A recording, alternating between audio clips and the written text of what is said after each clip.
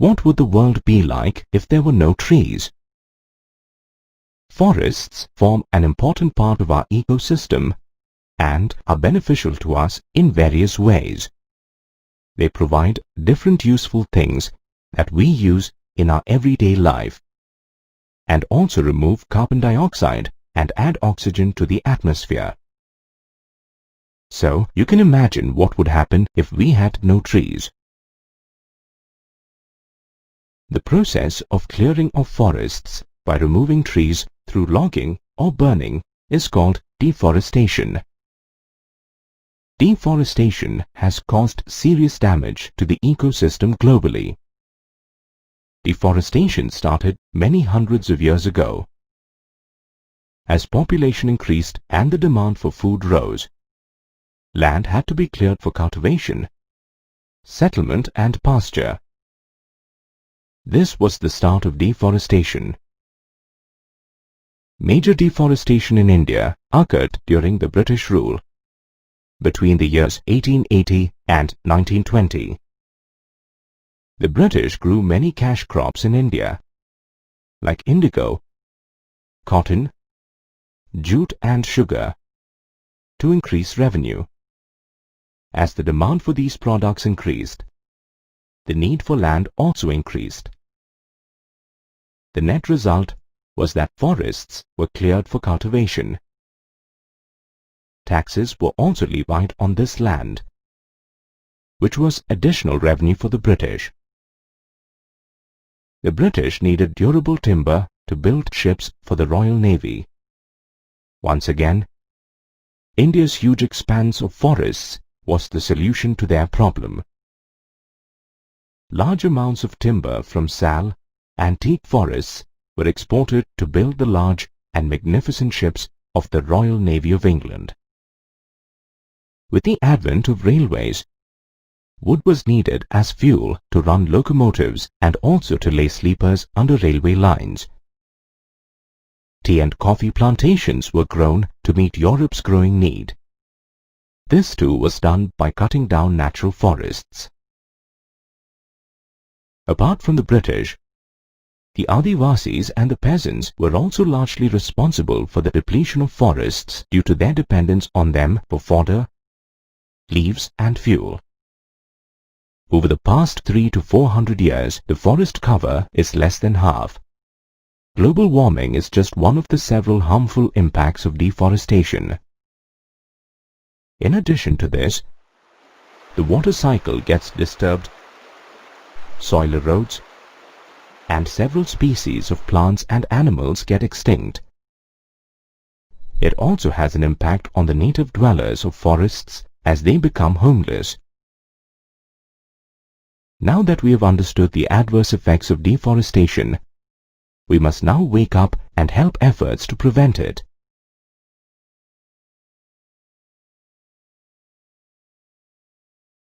Look, what has the scuba diver found? A chest! I wonder what's inside. Maybe ancient gold coins. That's Dietrich Brandis's chest. The first Inspector General of Forests of India, also commonly known as the father of tropical forestry. Look, his name is engraved on the chest. This is the chest he lost when the boat carrying it drowned on its way from Calcutta to Rangoon. It contains his herbarium and botany books. Actually, it was a turning point in his life as it made him change his focus from botany to forestry. Dietrich Brandis was born in Bonn, Germany, and worked as a lecturer of botany. He joined the British service in 1856 as the superintendent of the teak forests in eastern Burma. During the British rule in India, due to the demand for trees for railways and other requirements of timber by the British, Indian forests were getting depleted. The British were particularly worried about the use of forest produce by the local people and the unregulated felling of trees by traders. To conserve the forests, by 1864, the British felt the need of an organized forest department with a complete administration of the forests in India. They invited Dietrich Brandis for advice and to organize the administration of the forests in India. He was appointed the first Inspector General of Forests in India. Brandis formulated new forest rules and helped establish research and training institutions. He set up the Indian Forest Service in 1864 and helped formulate the Indian Forest Act of 1865. To help spread the study of forestry, Brandis founded the Imperial Forest Research Institute at Dehradun in 1906. He introduced and started the practice of scientific forestry or commercial forestry in India. Let's understand what scientific forestry means and how it was practiced. Scientific forestry is the practice of cutting down all the trees in a forest and replacing them with one single species of tree that is planted in straight rows. This planting of one type of tree in straight rows is also known as a plantation. The Indian Forest Act was enacted in 1865 and was amended twice in 1878 and 1927. The Forest Act Amendment of 1878 provided for the division of forests into three categories. Reserved forests were forests completely under reservation or the protection of the government. Protected forests were forests under partial protection of the government. Village forests were forests whose land rights were assigned by the government to a village community for its use. The enactment of the Forest Act completely changed the face of Indian forests and the lives of several people. It also became Dietrich Brandis's most significant contribution to Indian forestry.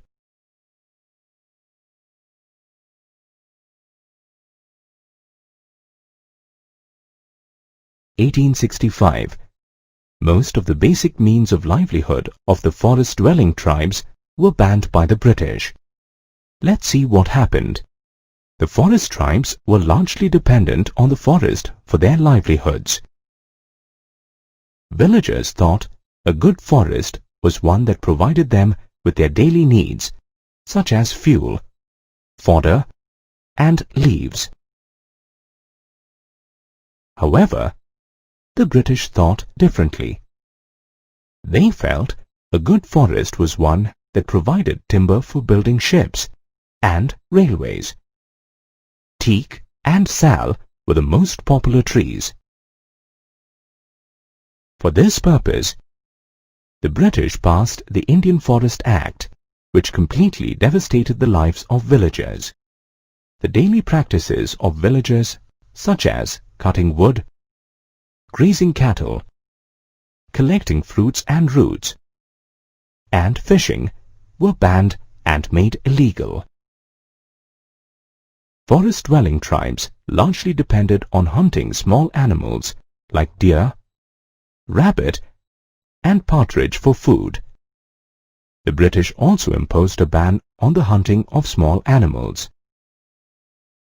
However, they encouraged the sport of hunting of wild and dangerous animals like the elephant, lion, and tiger by giving rewards. In fact, if anyone was caught hunting illegally, they were severely punished for poaching. Even shifting cultivation, which had been practiced for several generations by the forest tribes, was banned. Shifting or swidden cultivation was an agricultural system in which plots of land were cultivated temporarily and then abandoned.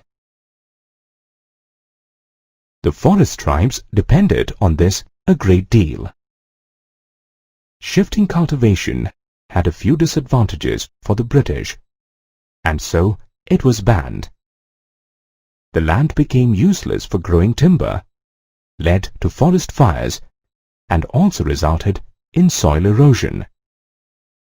Furthermore, it was difficult for the British to calculate taxes. The Indian Forest Act snatched away the means of livelihood of many of the nomadic and pastoral tribes. They were left with only two options: either give in and change their occupation, or take the stronger path and rebel.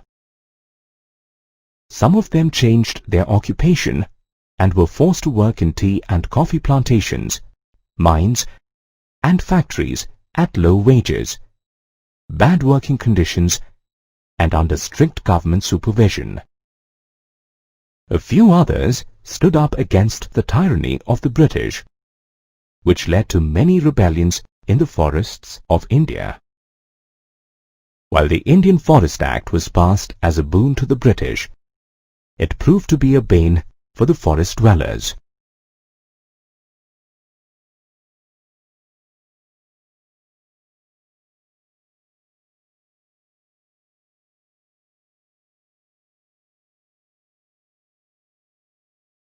Do these things, a mango bough, chilies, a lump of earth and arrows, mean anything to you? Perhaps not. However, to the people of Bastar during the year 1910, these acted as secret symbols inviting villagers to rebel against the British. There were many rebellions against the British which are remembered even till today. The rebellion in the forests of Bastar in 1910 was one such. Let's learn a little more about Bastar and the people who lived there. Bastar is located in the southernmost part of Chhattisgarh and shares its borders with Andhra Pradesh, Orissa, and Maharashtra. A number of different communities live in Bastar and speak different languages, but they all have common customs and beliefs. The people of Bastar believe that land is a gift from Mother Earth to humans, and that humans should respect this gift. They look after their forests with great affection and care. An annual big hunt of a pargana or a cluster of villages is held, where the headmen of the villages discuss issues related to the forests. However, under the colonial rule, the people of Bastar were exploited for a long time. They were forced to pay higher land rents, work for free, and provide free goods to government officials. They suffered even more due to the famines that hit Bastar in 1899 to 1900 and again in 1907 to 1908. The proposal of the government in 1905 to reserve 2/3 of the forest land, stop shifting cultivation, hunting and collection of forest produce was the last straw for the people of Bastar. The initiative of rebelling against the British was taken by the Durwas of the Kangar forest, which was the first forest to be reserved. Households in every village supported the rebellion by bearing its expense. One prominent name associated with these rebellions is that of Gundadur, who was a rebel leader from a village named Netanar. A mass movement of destruction in the form of looting, burning of bazaars, schools and police stations and the houses of officials and traders spread throughout Bastar. Even though the British were able to suppress the rebellion, it took them 3 months to bring the situation totally under control. The rebellion in Bastar is worth remembering, as it was a major victory for all Indians. The work on forest reservation was temporarily suspended and the area to be reserved was reduced to half of the original proposed. Even today, the people of Bastar proudly recall and recreate the story of the successful rebellion in Bastar of 1910 and that of Gundadur, who became a legendary hero.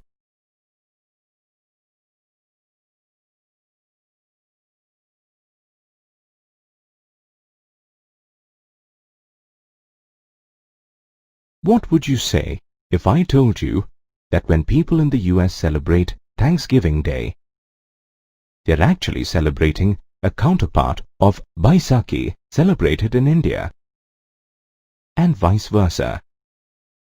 Even though the two festivals are celebrated by the people of two different countries with different customs and rituals, they are similar to a great extent. Both Baisakhi and Thanksgiving are celebrated to express joy over the harvest season and to express gratitude and thanks to God for it. Just as these two festivals of different countries are similar, the development and transformations of the forests of India and Java in Indonesia are similar to a great extent. Forest management in Java and India was started by colonizers, the Dutch in Java and the British in India. Both carried out large-scale deforestation for timber to build ships and sleepers for railways. Shifting cultivation was practiced for several generations by the forest communities of both places. Remember the rebellion in Bastar in 1910 and the important role of Gundadur in the rebellion. The Kalangs, who were the woodcutting community of Java, also rebelled against the Dutch in 1770 to stand up against the laws that restricted their access to the forests. In Java, the initiative to stand up against the Dutch was taken by Suronteko Samin of Randu Blatung, a teak forest village.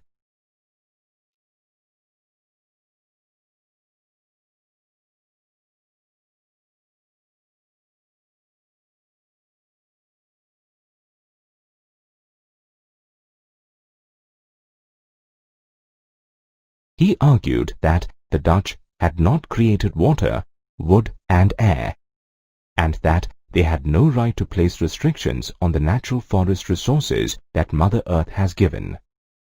Forest services and scientific forestry was also introduced by the colonizers in both Java and India to manage forests for shipbuilding and railways. The Dutch in Java practiced a system known as the Blandong-Diensten system, under which, just like the British in India, they imposed heavy rents on land under cultivation.